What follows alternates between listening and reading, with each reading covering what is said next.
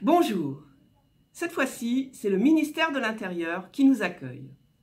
Nous sommes dans les locaux des services du contrôleur budgétaire et comptable ministériel. Et cette vidéo vous sera présentée par Antoine Aymon, le chef du département comptable, et Marie-Gaëlle Darro, son adjointe. Précédemment, vous avez pu voir dans quelle mesure un investissement se traduisait par la constatation d'une entrée dans l'actif. Lors de la présentation du bilan, nous avons cité quelques exemples d'éléments d'actifs.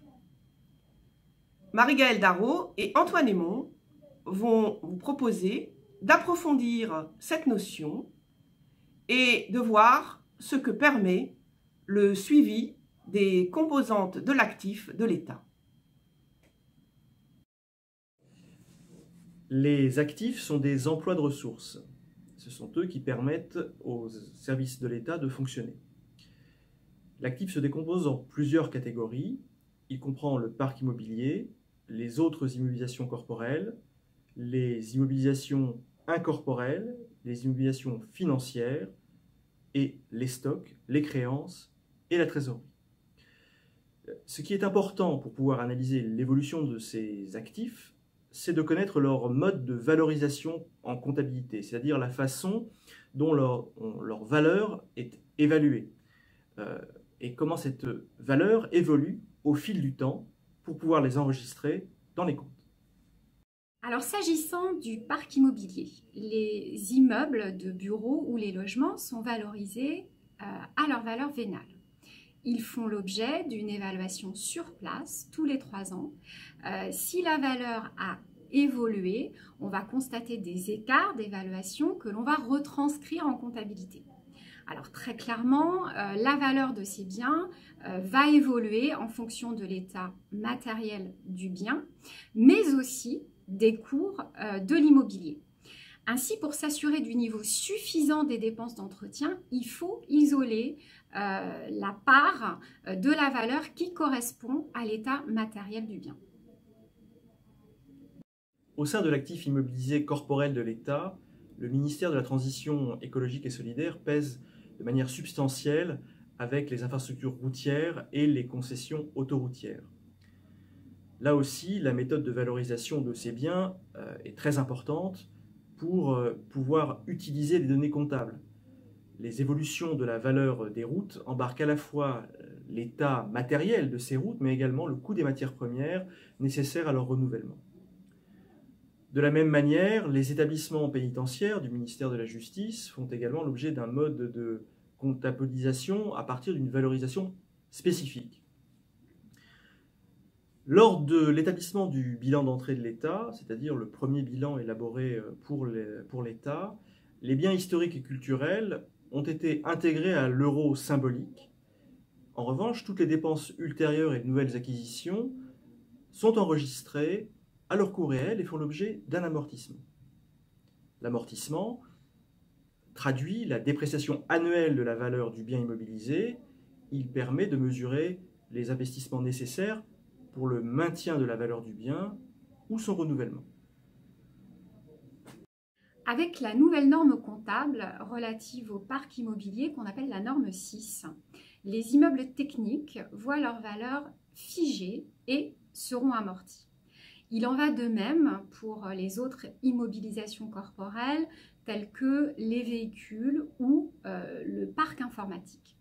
Alors pour les biens amortissables, il faut s'intéresser à la valeur nette, c'est-à-dire la valeur brute moins les amortissements. On peut aussi calculer le taux d'obsolescence qui correspond au rapport des amortissements sur la valeur brute. Pour calculer ce taux d'obsolescence, il faut opérer correctement et régulièrement les mises en service des biens concernés, c'est-à-dire comptabiliser le passage de l'immobilisation en cours, non terminée, à une immobilisation en service, en activité. Si on est négligent pour effectuer ces opérations, tous les biens neufs seront hors du périmètre du calcul, et donc le taux d'obsolescence sera totalement erroné et pourra donner lieu à une analyse qui le sera tout autant. De même, si les biens hors service ne sont pas sortis de la comptabilité, eh bien, le taux d'obsolescence sera également surévalué et donc erroné. Les immobilisations incorporelles des ministères concernent essentiellement les projets informatiques, les logiciels acquis ou les logiciels produits en interne. Ils s'amortissent aussi et cela va permettre de mesurer le niveau de modernisation informatique du ministère. Alors, autre immobilisation incorporelle importante pour l'État, les fréquences hertziennes. Enfin, au sein des immobilisations figurent les immobilisations financières. Elles sont suivies dans les comptes tenus par le CBCM du ministère des Finances, mais l'ensemble des ministères les alimentent quand ils comptabilisent des subventions d'investissement pour les entités qu'ils contrôlent. Les immobilisations financières comprennent en effet les participations au capital d'entreprise, mais aussi, par exemple, la valeur des entités contrôlées par les ministères comme les opérateurs. Ainsi, pour un ministère dont une partie du patrimoine est gérée par un opérateur, eh bien, ce patrimoine n'apparaît pas en immobilisation corporelle, il va se retrouver englobé dans les immobilisations financières de ce ministère. C'est le cas d'une grande partie des biens culturels qui est géré par des opérateurs, des grands opérateurs de la culture, ou le cas des forêts domaniales qui sont gérées par l'Office national des forêts. Il peut être donc intéressant de quantifier la part des immobilisations gérées en direct par le ministère et celles qui ont été confiées à des tiers. Les actifs, ce ne sont pas seulement les immobilisations, ce sont aussi d'autres éléments, appelés les actifs circulants, qui n'ont pas vocation à rester durablement au bilan.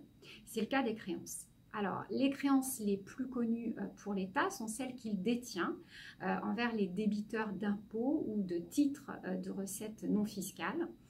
Mais saviez-vous qu'une avance est un actif circulant? Alors, avance sur marché, avance aux opérateurs, tant qu'ils n'ont pas exécuté la prestation pour laquelle ils ont perçu une avance, les bénéficiaires sont débiteurs de l'État pour le montant de cette dernière.